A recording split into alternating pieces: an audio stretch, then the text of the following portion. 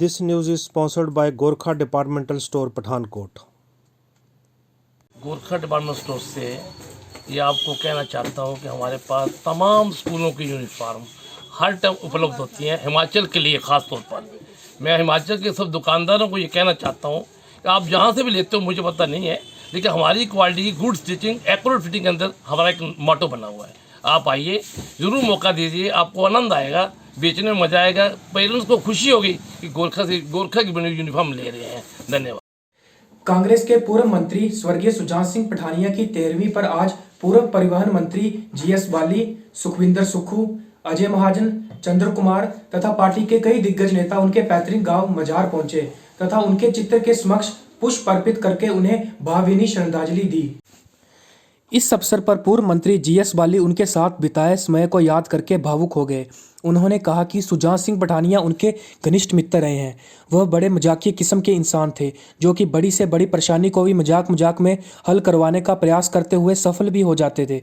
स्वर्गीय सुजान सिंह पठानिया फतेहपुर विधानसभा से 7 बार विधायक रहे हैं। अपने आधे शतकीय राजनीतिक सफर में उन पर एक भी भ्रष्टाचार का दाग नहीं लग पाया। अपनी विवेक व बेदाग छवि के कारण ही वो सभी राजनेताओं में अलग पहचान रखते थे। इस अवसर पर सुखविंदर सुक्खू ने भी सुजान सिंह की कार्यशैली को याद करते हुए दिवंगत आत्मा की शांति के लिए भगवान से प्रार्थना की। उपचुनाव में कांग्रेस प्रत्याशी बारे उन्होंने कहा कि अभी कांग्रेस सुजान सिंह पठानिया के देहांत से शोकाकुल है। जब भी उपचुनाव की प्रक्रिया शुरू होगी, पार्टी सर्वसम्मति से जिताऊ प्रत्याशी को ही टिकट देगी और फतेहपुर में कांग्रेस जीत दर्ज करेगी।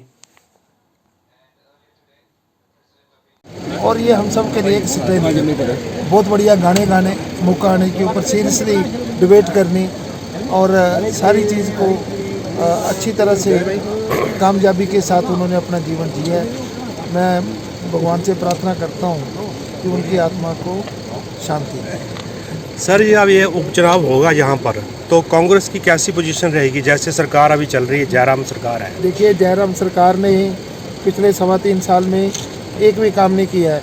हम रोज़ कहते हैं कि अपनी कोई अचीवमेंट बताओ, बच्चों को नौकरी नहीं मिल रही, महंगाई, डीजल पेट्रोल 100 रुपये हो गया है, लोग परेशान हैं, किसान परेशान है, बेरोजगार परेशान है, एम्प्लॉय परेशान है, सेक्रेटरीट के बाहर लोगों ने धरने दिए हुए हैं। तो खुश कौन है?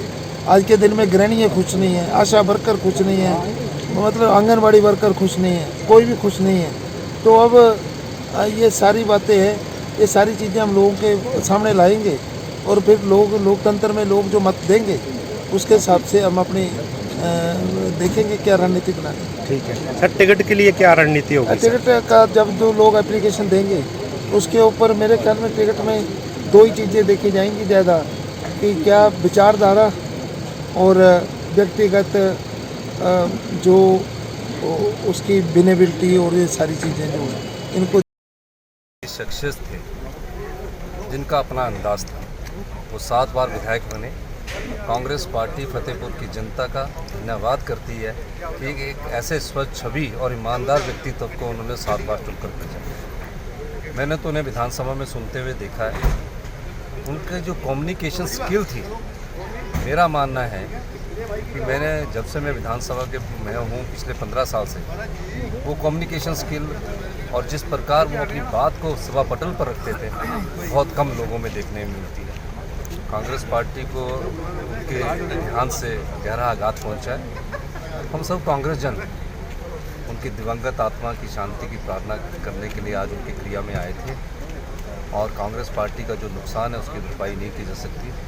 और यही आशा है कि हम जो उनके दिखाए हुए मार्गदर्शक है उस हिसाब से आने वाले समय में कांग्रेस पार्टी की सेवा करें। सर, अभी उपचुनावों के लिए भी कुछ सर आने वाले समय में कुछ रणनीति बना रही है कांग्रेस? सर, निश्चित तौर पर कांग्रेस पार्टी ने अभी तो इस मामले में सोचा नहीं, क्योंकि अभी उनके देहांत को 14 दिन हुए हैं और आने वाले समय में अभी तो हमारे पास नगर निगम चुनाव है, क्योंकि 6 महीने के भीतर अगर जब ऐसा समय आएगा तो जिलाध्यक्ष महोदय हमारे यहाँ बैठे हैं, वरिष्ठ कांग्रेस के नेता, मैं यहाँ चाहे वो बाली जी है, सुधीर जी है या चौधरी चंद्र कुमार जी हैं, ये सब लोग बैठकर इस पर विस्तृत चर्चा करेंगे।